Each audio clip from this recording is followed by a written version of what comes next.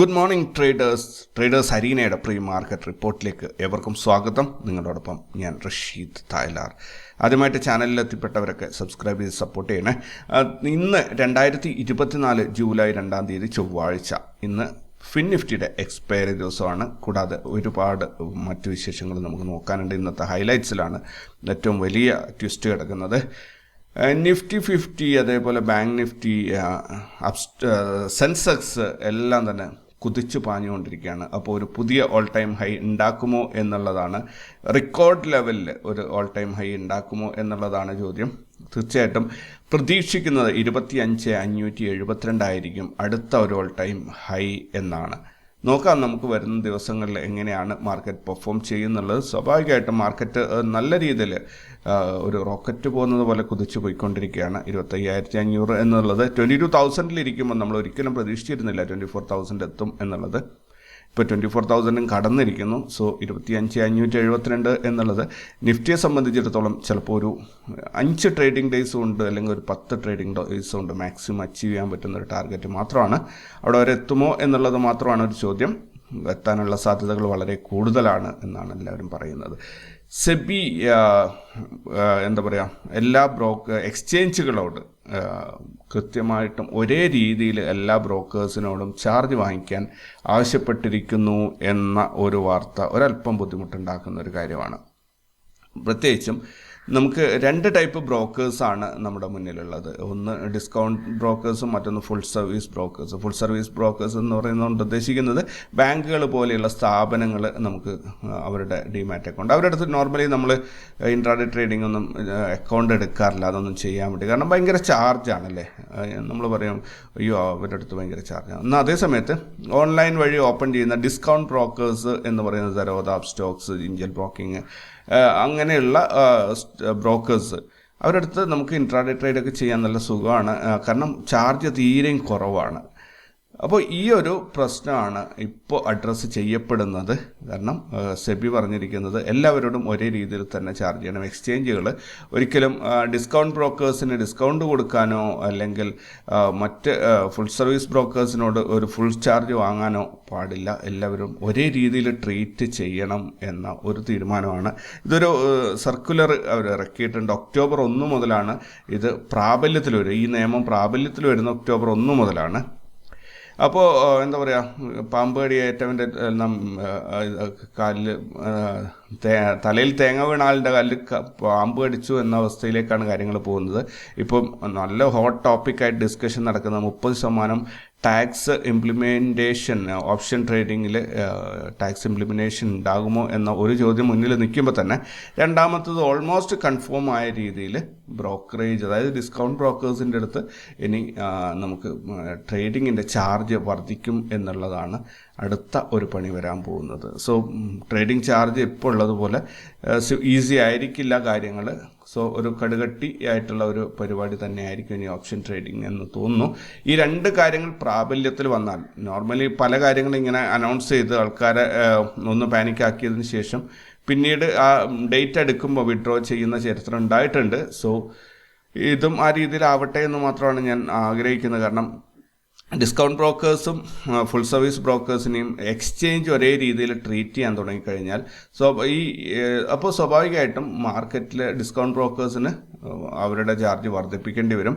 നമുക്കിപ്പോൾ കിട്ടുന്ന 20 രൂപയും ടാക്സ് എന്ന രീതിയൊക്കെ മാറിയിട്ട് ചിലപ്പോൾ അതൊരു 100 രൂപയും ടാക്സ് എന്ന രീതിയിലേക്ക് വന്നു കഴിഞ്ഞാൽ ഇൻട്രാഡേ ട്രേഡേഴ്സിന് ഇൻട്രാഡേ ട്രേഡിങ്ങിലുള്ള വോളിയം, അല്ലെങ്കിൽ ഡിസ്കൗണ്ട് ബ്രോക്കേഴ്സ്, ഇപ്പം സരോദ സ്റ്റോക്സ് പോലെയുള്ള കമ്പനികൾക്ക് അത്രയും ക്ലയൻറ്റ് ബേസ് ഉണ്ട്. അപ്പോൾ സ്വാഭാവികമായിട്ടും ബ്രോക്കേഴ്സിന് വലിയ കുഴപ്പമൊന്നും ഉണ്ടാവില്ല, പക്ഷേ അവരുടെ അടുത്തുള്ള ക്ലയൻറ്റ് നഷ്ടപ്പെടും. അവർ ഇത്രയും ഫീ കൊടുത്തിട്ട് ട്രേഡ് ചെയ്യാൻ നിൽക്കില്ല. അവർ ഇൻവെസ്റ്റ്മെൻറ്റിലേക്കോ മറ്റോ മാറിക്കഴിഞ്ഞാൽ അവിടെ എന്താ പറയുക, ഈ ഒരു ഇഷ്യൂ വരും. ലിക്വിഡിറ്റി കുറയും. മൊത്തത്തിലുള്ള ഇപ്പോൾ ഈ പറന്ന് നടന്ന് കാശുണ്ടാക്കുന്ന പരിപാടികളൊക്കെ കുറേ അങ്ങ് കുറയും, നല്ല രീതിയിൽ കുറയും. അപ്പോൾ മൊത്തത്തിൽ മാർക്കറ്റിലെ വോളിയം കുറയും, മൂവ്മെൻറ്റ് കുറയും, മാനിപ്പുലേഷൻ കൂടാനുള്ള സാധ്യത ഭയങ്കരമായിട്ട് വരും. അങ്ങനെയൊക്കെയുള്ള കാര്യങ്ങളുണ്ട്. അപ്പോൾ എന്തായാലും എനിക്ക് തോന്നുന്നു ഈ ഓപ്ഷൻ ട്രേഡിങ് ലോകത്തിലെ തന്നെ ഏറ്റവും വലിയ ഡെറിവേറ്റീവ് മാർക്കറ്റാണ് ഇന്ത്യ എന്ന് പറയുന്നത്. എനിക്ക് തോന്നുന്നു ഇതൊരു ഭയങ്കര ഒരു ബാധ്യതയായി മാറുന്നുണ്ടെന്ന് തോന്നുന്നു. കാരണം റീറ്റെയിലേഴ്സ് നേരിട്ട് അതിലേക്ക് വരുന്നു. അത്യാവശ്യം റിപ്പോർട്ടുകൾ പല രീതിയിലാണെങ്കിലും നല്ല രീതിയിൽ ആൾക്കാർ പ്രോഫിറ്റും ജനറേറ്റ് ചെയ്യുന്നുണ്ട്, ലോസും ജനറേറ്റ് ചെയ്യുന്നുണ്ട്. സോ ആ ഒരു വലിയൊരു ടേൺ ഓവർ അല്ലെങ്കിൽ ആ വലിയൊരു വൊളാറ്റിലിറ്റി, ലിക്വിഡിറ്റിയിൽ ഉണ്ടാവുന്ന ആ ഒരു ഭയങ്കര ബൂമിങ്, ഇതൊക്കെ മാർക്കറ്റിനെ ബാധിക്കുന്നുണ്ടായിരിക്കാം. അതുകൊണ്ടായിരിക്കണം മിക്കവാറും ഇങ്ങനെ ഒരു തീരുമാനം വരുന്നത്. എന്തു തന്നെ ആയിക്കഴിഞ്ഞാലും ഇനി നമുക്ക് ട്രേഡിങ്ങിലെ ചാർജ് വർദ്ധിക്കാനുള്ള സാധ്യതയാണ് ഇത് മുന്നിൽ കാണിക്കുന്നത്. സോ നോക്കാം, ഒക്ടോബർ 1 വരെ നമുക്ക് സമയമുണ്ട്. അതേപോലെ ബജറ്റ് വരുന്നവരെ, ടാക്സിൻ്റെ കാര്യത്തിൽ ബജറ്റ് വരുന്നവരെയും സമയമുണ്ട്. ബജറ്റിന് ശേഷം അറിയാം. എന്തായാലും സ്റ്റോക്ക് ട്രേഡിങ്ങിൽ ഇതൊന്നും വലിയൊരു സംഭവമായിട്ട് മാറാൻ പോകുന്നില്ല. അതുമാത്രമല്ല, മിക്ക ബ്രോക്കേഴ്സും ഇപ്പോൾ ഒരു പുതിയ ട്രെൻഡ് ആരംഭിച്ചിട്ടുണ്ട്. ഒരു ഫിക്സ്ഡ് ആയിട്ടുള്ള മന്ത്ലി ചാർജ് കൊടുത്തു കഴിഞ്ഞാൽ നമുക്ക് എത്ര വേണേലും ട്രേഡ് ചെയ്യാം എന്ന രീതിയിൽ ഒത്തിരി ബ്രോക്കേഴ്സ് അങ്ങനെ ഒരു സർവീസ് കൊടുക്കുന്നുണ്ട്. സോ ഇതൊക്കെ വരുമ്പോൾ എല്ലാ മേഖലയിലും കോമ്പറ്റീഷൻ ഉണ്ടാവും. കോമ്പറ്റീഷനിൽ പിടിച്ചു നിൽക്കാൻ വേണ്ടി കമ്പനികൾ മത്സരിക്കും. നോർമലി ഏതൊരു കമ്പനിയും വില കൂട്ടിക്കൊണ്ട് മത്സരിച്ച് കഴിഞ്ഞാൽ അവിടെ പിടിച്ചു നിൽക്കാൻ പറ്റില്ല. അവരൊക്കെ ചാർജ് കുറച്ചിട്ട് തന്നെ ഇതിൽ ഏറ്റവും വലിയ ഈ ഡിസ്കൗണ്ട് ബ്രോക്കേഴ്സ് ഈ വമ്പന്മാരായി വളരുന്നതിൻ്റെ കാര്യം, നമ്മൾ കൊടുക്കുന്നതിൽ 75% അവരുടെ ലാഭമാണ്. അവർക്ക് അതിൽ വളരെ ഒരു ചെറിയ ഇത് മാത്രമേ എക്സ്ചേഞ്ചിൽ അടക്കേണ്ടതുള്ളൂ. കാരണം അവരത്രയും വോളിയം, അത്രയും ആൾക്കാരെ മുന്നോട്ട് എക്സ്ചേഞ്ചിൽ എത്തിക്കുന്നു എന്നതുകൊണ്ട് തന്നെ അവർക്ക് ഡിസ്കൗണ്ട് ബ്രോക്കേഴ്സിനും എക്സ്ചേഞ്ച് നല്ല രീതിയിൽ ഡിസ്കൗണ്ടഡ് റേറ്റാണ് കൊടുക്കുന്നത്. അതാണ് അതിലുള്ള പ്രധാന കാര്യം. നോക്കാം, നമുക്ക് ഒക്ടോബർ 1 വരെ സമയമുണ്ട്. ഇന്ന് ഭാരതി എയർടെലും ജിയോയും അവരുടെ മൊബൈൽ താരിഫ് വർദ്ധിപ്പിക്കുന്ന ദിവസമാണ്. ജൂലൈ 2 തീയതിയാണ് വാർത്തകളിൽ കണ്ടത്.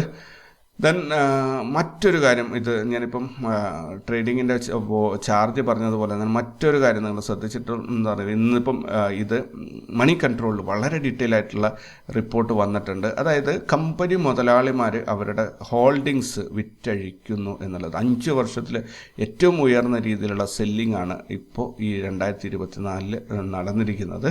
$10 ബില്യൺ മുകളിലേക്കാണ്. അതായത് കമ്പനി മുതലാളിമാർ അവരുടെ പ്രൊമോട്ടർ ഹോൾഡിംഗ് സെല്ല് ചെയ്യുക. അത് പല കാരണങ്ങൾ കൊണ്ട് സെല്ല് ചെയ്യുന്നുണ്ട്.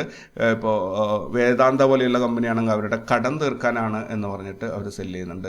അതിലേറ്റവും കൂടുതൽ സെല്ല് ചെയ്തിട്ടുള്ളത് അദാനി ഗ്രൂപ്പാണ്. അപ്പോൾ അവരുടെ എക്സ്പാൻഷന് വേണ്ടിയിട്ടാണ് എന്ന് പറയുന്നത്, പുതിയ കമ്പനീസ് തുറക്കാനും അതൊക്കെ ആയിട്ട് അവർ സെല്ല് ചെയ്യുന്നു. അങ്ങനെ പല കാരണങ്ങൾ കൊണ്ട് പ്രൊമോട്ടർമാർ വിൽക്കുന്നുണ്ട്. എന്തായാലും ഈ ഫണ്ട് തിരിച്ച് മാർക്കറ്റിലേക്ക് തന്നെ ഇറങ്ങുന്നുണ്ടെങ്കിൽ തികച്ചും നല്ലൊരു കാര്യമാണ്. അതല്ല, ഫണ്ട് മറ്റെവിടത്തേക്കെങ്കിലും മാറ്റി പാർക്ക് ചെയ്യുന്നുണ്ടെങ്കിൽ അത് ഇന്ത്യൻ മാർക്കറ്റിന് മോശമായിട്ട് വരികയും ചെയ്യും. അപ്പോൾ അവർ സ്വാഭാവികമായിട്ടും പറയുന്നത് കമ്പനി എക്സ്പാൻഷൻ അത് ഇത് എന്നൊക്കെ പല കാരണങ്ങൾ, അത് ഡീറ്റെയിൽ ആയിട്ട് റിപ്പോർട്ട് നിങ്ങൾക്ക് അവിടെ വായിക്കാൻ പറ്റും. മണി കൺട്രോളിൽ താല്പര്യമുള്ളവർ അതൊന്ന് വായിച്ചു നോക്കുക. പക്ഷേ ഇതിനകത്ത് കുഴപ്പം എന്താണെന്ന് വെച്ചാൽ, ഏതൊരു മുതലാളിമാരും കമ്പനിയുടെ സ്റ്റോക്ക് വിൽക്കുക, എൻ്റെ കമ്പനിയുടെ സ്റ്റോക്ക് ഞാൻ വിൽക്കുന്നുണ്ടെങ്കിൽ അതിനകത്ത് എനിക്ക് എൻ്റെ കമ്പനിയിൽ വിശ്വാസം കുറയുന്നു എന്നാണ്. പ്രൊമോട്ടർ ഹോൾഡിംഗ് കുറയും തോറും ആ സ്റ്റോക്കിൽ ഇൻവെസ്റ്റേഴ്സും സ്വാഭാവികമായിട്ടും കുറഞ്ഞു വരാറുണ്ട്. അതാണ് സാധാരണ കണ്ടുവരുന്ന ഒരു രീതി. സോ ഈ ഒരു പ്രതിഭാസം ഇവിടെ നടക്കുന്നുണ്ട് എന്നുള്ളത് ഒന്ന് ഓർത്ത് വെച്ചേക്കുക. പിന്നെ ഇൻട്രാഡേ ചെയ്യുന്നവർക്കായിട്ട് Dabur, Tata Motors, Hero Motor Corporation, Allied Blenders, IOL Chemicals, DCX Systems, ഇത്രയും സ്റ്റോക്കുകൾ ഒന്ന് നിരീക്ഷിക്കുന്നത് നല്ലതായിരിക്കും.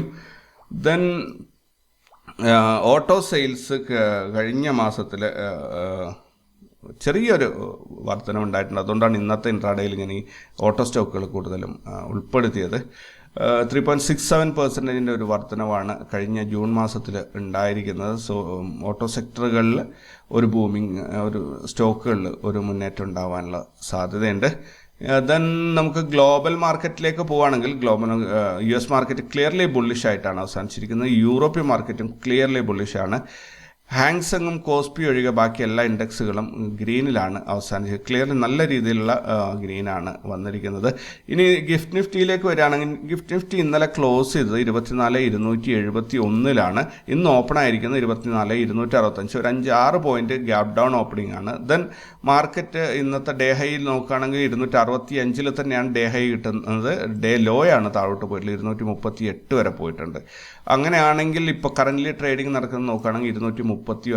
അതായത് ചെറിയ ഗ്യാപ് ഡൗൺ ഓപ്പണിങ്ങിൽ നേരെ താഴോട്ടാണ് മാർക്കറ്റ് പോയതായിട്ട് കാണിക്കുന്നത്. ദെൻ മൊത്തം ഇന്നലത്തെ ക്ലോസിങ്ങിൽ നിന്ന് ഇന്നത്തേതിലേക്ക് വരുമ്പോൾ ഏകദേശം 42 പോയിന്റിൻ്റെ ഒരു ഫോളാണ് ഉണ്ടായത്. ഇന്നത്തെ ഓപ്പണിങ്ങിൽ നിന്ന് തന്നെ 25 പോയിന്റിൻ്റെ താഴോട്ടുള്ളൊരു മൂവ്മെൻ്റ് ആണ്. അത് വലിയൊരു മൂവ്മെൻ്റ് ഒന്നും അല്ല കേട്ടോ. ഒരു 200 പോയിൻ്റൊക്കെ താഴോട്ട് പോകാമെന്ന് പറഞ്ഞു കഴിഞ്ഞാൽ സ്വാഭാവികമായിട്ടും അത് വലിയൊരു സംഭവമാണ്. 25 പോയിൻ്റൊക്കെ ഇമ്മീഡിയറ്റ് ആയിട്ട് തിരിച്ച് കയറി വരാവുന്നതേ ഉള്ളൂ. ദെൻ ഇന്ന് വരാനുള്ള ഗ്ലോബൽ ഇവൻറ്റ്സ് നോക്കുകയാണെങ്കിൽ Korea inflation rate year on year, Australia RBI meeting minutes, euro area inflation rate year on year, euro area unemployment rate, ഇത്രയും ഇവൻറ്റുകളാണ് ഇന്നത്തേക്കായിട്ട് ലിസ്റ്റ് ചെയ്തിട്ടുള്ളത്. അതുപോലെ ഇന്നത്തെ റിസൾട്ട് അനൗൺസ് ചെയ്യുന്ന കമ്പനികൾ നോക്കുകയാണെങ്കിൽ Cressanda Solutions, Vikas, WSP, Magenta, Lifecare, ഈ 3 കമ്പനികളാണ് ഇന്ന് റിസൾട്ട് അനൗൺസ് ചെയ്യാനുള്ളത്. F&O ബാനിൽ വന്നിരിക്കുന്നത് ഇന്ത്യ സിമെൻറ്റ്, ഇൻഡസ് ടവേഴ്സ്, ഈ 2 സ്റ്റോക്കുകളാണ് F&O ബാനിൽ. ഇത് സ്റ്റോക്ക് ട്രേഡിംഗ് ആയിട്ട് നേരിട്ട് ബന്ധമില്ല. ഇതിൻ്റെ ഈ 2 സ്റ്റോക്കുകളുടെ ഫ്യൂച്ചർ ആൻഡ് ഓപ്ഷൻസ് ട്രേഡ് ചെയ്യാൻ സാധിക്കില്ല എന്ന് മാത്രമേ ഉള്ളൂ.